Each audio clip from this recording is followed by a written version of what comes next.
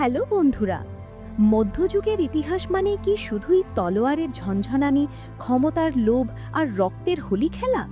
অধিকাংশ ক্ষেত্রে উত্তরটা হ্যাঁ।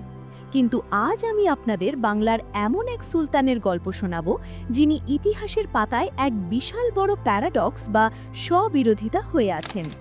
যিনি একাধারে ছিলেন পিতৃঘাতী, নিজের ভাইদের অন্ধ করে দেওয়া এক নিষ্ঠুর শাসক, আবার অন্যদিকে তিনিই ছিলেন মধ্যযুগের অন্যতম শ্রেষ্ঠ ন্যায়বিচারক, কবিদের বন্ধু এবং একজন অত্যন্ত সংবেদনশীল মানুষ। তিনি আর কেউ নন, বাংলা সালতানাতের ইলিয়াস শাহী বংশের তৃতীয় এবং অন্যতম আলোচিত শাসক সুলতান গিয়াসউদ্দিন আজম শাহ। কিন্তু আসল প্রশ্ন হলো, একজন মানুষ কিভাবে একই জীবনে এতগুলো ভিন্ন ভিন্ন চরিত্রের সংমিশ্রণ হতে পারেন? চলুন ইতিহাসের গভীরে গিয়ে এর উত্তর খোঁজা যাক। গল্পটা শুরু করা যাক শামসুদ্দিন ইলিয়াস শাহের মৃত্যুর পর থেকে। ইলিয়াস শাহের পর বাংলার মসনদে বসেন তার ছেলে সিকান্দার শাহ। সিকান্দার শাহের ছিল 18 জন পুত্র, আর তাদের মধ্যে সবার ছোট ছিলেন গিয়াসউদ্দিন। সাধারণত ছোট ছেলেদের সিংহাসন পাওয়ার সুযোগ কম থাকে, কিন্তু গিয়াসউদ্দিন ছিলেন মেধাবী এবং যোগ্য, আর এটাই কাল হয়ে দাঁড়ালো। বাবা সিকান্দার শাহ তাকে খুব স্নেহ করতেন এবং যোগ্য মনে করে সুবর্ণগ্রাম বা সোনার গায়ের শাসনভার তার হাতে তুলে দেন। স্বাভাবিকভাবেই বাকি ভাইদের মধ্যে হিংসার আগুন জ্বলে উঠল। ব্যাপারটা অনেকটা গেম অফ থ্রোনসের মতো। ভাইয়েরা বাবার কান ভারী করতে শুরু করলেন এই বলে যে গিয়াসউদ্দিন নাকি বাবার বিরুদ্ধেই ষড়যন্ত্র করছেন। ষড়যন্ত্রকারীরাও গিয়াসউদ্দিনের কাছে খবর পাঠালো যে বাবা তার বিরুদ্ধে যুদ্ধ ঘোষণা করতে যাচ্ছেন। আত্মরক্ষার ভয়ে গিয়াসউদ্দিন আগেভাগেই যুদ্ধের প্রস্তুতি নিলেন। তিনি সৈন্য সামন্ত নিয়ে পান্ডুয়া অভিমুখে রওনা হলেন এবং গোয়ালপাড়ায় শিবির স্থাপন করলেন। এরপর যা ঘটল তা ছিল এক চূড়ান্ত ট্র্যাজেডি। বাবা সিকান্দার শাহ ছেলের মুখোমুখি হলেন যুদ্ধে। গিয়াসউদ্দিন তার সৈন্যদের কড়া নির্দেশ দিয়েছিলেন বাবার গায়ে যেন একটা আঁচড়ও না লাগে। কিন্তু যুদ্ধের ময়দান কি আর আবেগের ধার ধারে? রণক্ষেত্রে ভুলবশত সিকান্দার শাহ মারাত্মক জখম হলেন।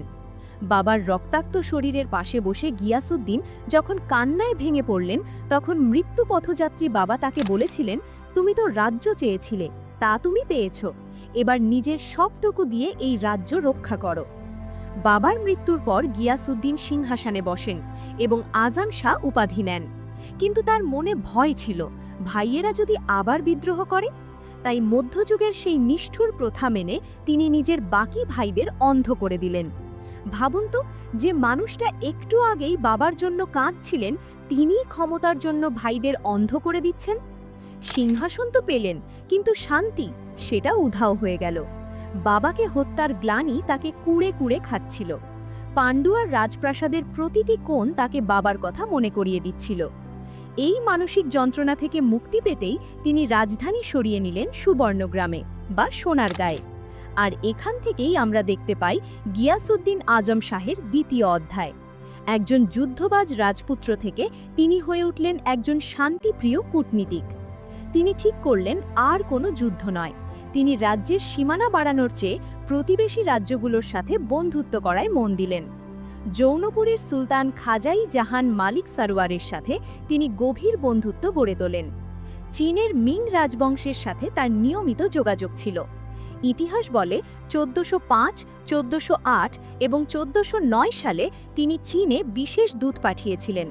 বিনিময়ে চীনা সম্রাটও উপহার পাঠাতেন। সহজ ভাষায় বলতে গেলে তিনি হার্ড পাওয়ার বা সামরিক শক্তির চেয়ে সফট পাওয়ার বা কূটনৈতিক সম্পর্ককে বেশি গুরুত্ব দিতে শুরু করলেন। গিয়াসউদ্দিন আজম শাহকে নিয়ে সবচেয়ে জনপ্রিয় গল্পটি তার ন্যায় বিচারের। ঘটনাটি শুনলে আপনি অবাক হবেন যে মধ্যযুগেও রুল অফ ল বা আইনের শাসনের এমন নজির ছিল। একদিন শিকার করতে গিয়ে ভুলবশত সুলতানের তীরের আঘাতে এক গরিব বিধবা মহিলার একমাত্র ছেলে মারা যায়। মহিলাটি সোজা চলে যান কাজীর কাছে। ভাবুন একবার, দেশের রাজার বিরুদ্ধে বিচার চাওয়া! কাজী সুলতানকে তলব করলেন। সুলতানও সাধারণ আসামির মতো আদালতে হাজির হলেন। কাজী তাকে দোষী সাব্যস্ত করলেন এবং বিধবাকে ক্ষতিপূরণ দেওয়ার আদেশ দিলেন। সুলতান বিনা বাক্যে সেই দণ্ড মেনে নিলেন। বিচার শেষ হওয়ার পর সুলতান তার পোশাকের ভিতর থেকে লুকানো তলোয়ার বের করে কাজীকে বললেন, যদি আজ আপনি আমার ভয়ে ন্যায় বিচার না করতেন তাহলে এই তলোয়ার দিয়ে আমি আপনার গর্দান উড়িয়ে দিতাম। উত্তরে কাজীও তার পোশাকের নিচ থেকে চাবুক বের করে বললেন, আর আপনি যদি আদালতের রায় না মানতেন তাহলে এই চাবুক দিয়ে আমি আপনার পিঠের চামড়া তুলে নিতাম। এই ঘটনা প্রমাণ করে যে তিনি শুধু আবেগপ্রবণই ছিলেন না, তিনি জানতেন একটা রাষ্ট্র টিকিয়ে রাখতে হলে ন্যায় বিচারের কোনো বিকল্প নেই। গিয়াসউদ্দিন আজম শাহের আমলকে বাংলা সাহিত্যের স্বর্ণযুগের সূচনা বলা যেতে পারে। তিনি নিজে ছিলেন অত্যন্ত সাহিত্যমনা। পারস্যের বিখ্যাত কবি হাফিজের সাথে তার পত্রমিতালি ছিল। শোনা যায় একবার সুলতান একটি কবিতার প্রথম লাইন লিখে আর মেলাতে পারছিলেন না। তখন তিনি প্রচুর উপহার সামগ্রী দিয়ে কবি হাফিজের কাছে দূত পাঠান। হাফিজ সেই কবিতাটি পূর্ণ করে দেন, কিন্তু বয়সের ভারে বাংলায় আসার আমন্ত্রণ রক্ষা করতে পারেননি। তার আমলেই বা তার পৃষ্ঠপোষকতায় রচিত হয়েছিল মধ্যযুগের কিছু কালজয়ী সাহিত্য। শাহ মোহাম্মদ সাগির রচনা করেন বিখ্যাত ইউসুফ জুলেখা। কবি কৃত্তিবাস ওঝা সংস্কৃত থেকে বাংলায় রামায়ণ অনুবাদ করেন। তিনি ধর্মীয় ক্ষেত্রেও ছিলেন উদার। মক্কা মদিনায় তিনি মাদ্রাসা নির্মাণ করেছিলেন এবং সেখানকার দুস্থদের জন্য পানির কুয়ো খনন ও ত্রাণের ব্যবস্থা করেছিলেন। অর্থাৎ তিনি আন্তর্জাতিক রাজনীতি এবং সমাজসেবা দুটোই খুব ভালো বুঝতেন। কিন্তু বন্ধুরা, রাজনীতি বড়ই নিষ্ঠুর জায়গা। আপনি যত ভালো কাজই করেন না কেন, ষড়যন্ত্র আপনার পিছু ছাড়বে না। গিয়াসউদ্দিনের শেষ বয়সে ভাটুরিয়ার জমিদার রাজা গণেশ অত্যন্ত প্রভাবশালী হয়ে ওঠেন। গণেশ সুলতানের সাথে সরাসরি যুদ্ধে না গিয়ে তিনি বেছে নিলেন চাণক্য নীতি। তিনি সুলতানের সেনাবাহিনীর কিছু লোভী সদস্যকে ঘুষ দিয়ে নিজের দলে ভিড়িয়ে ফেলেন। 1411 সাল, 53 বছর বয়সী গিয়াসউদ্দিন আজম শাহ এক অতর্কিত হামলায় নিজেরই সৈন্যদের হাতে নিহত হন। যে সৈন্যদের তিনি বিশ্বাস করতেন তারাই তার প্রাণ নিল। বর্তমানে নারায়ণগঞ্জের সোনারগাঁয়ে তার মাজার রয়েছে।